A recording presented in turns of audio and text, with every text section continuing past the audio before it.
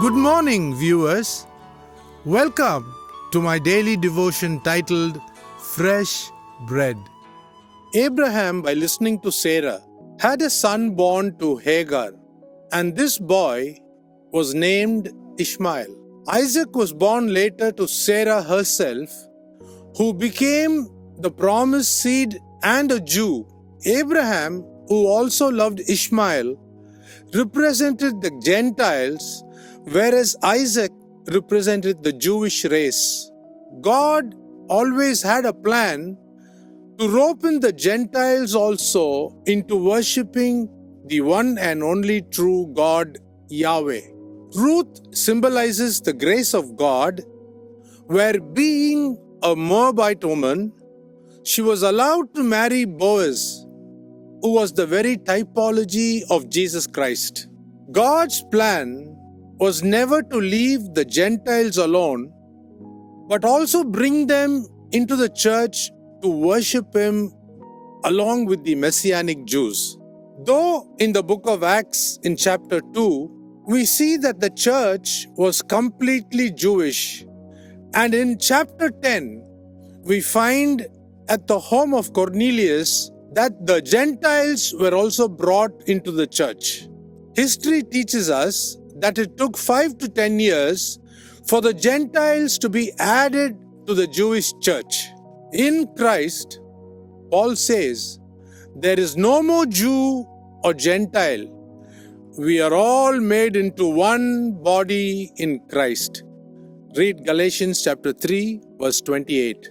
So in Romans 11, Paul explains how the Gentiles, the wild olive branch, has been grafted into the olive tree, that is the Jewish church, whose Jewish roots cannot be overlooked. So listen to me carefully now. As of today, we do not have two different sets of rules, one for the Jew and another for the Gentile.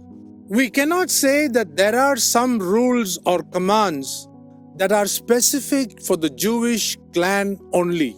What is good for the goose is good for the gander. What is good for the Messianic Jew is also good for the Christian today. In fact, Apostle Paul refers to the Jewish roots as the rich roots that add value to our worship of Yahweh. But very sadly, the Gentile shoot, that is the wild olive branch, has replaced everything Jewish and made us accept pagan practices like Christmas, Easter, Good Friday, Maundy Thursday, the list goes on. These are the result of the Romans having schemed to destroy anything Jewish. Remember, the Jews were under the Roman rule.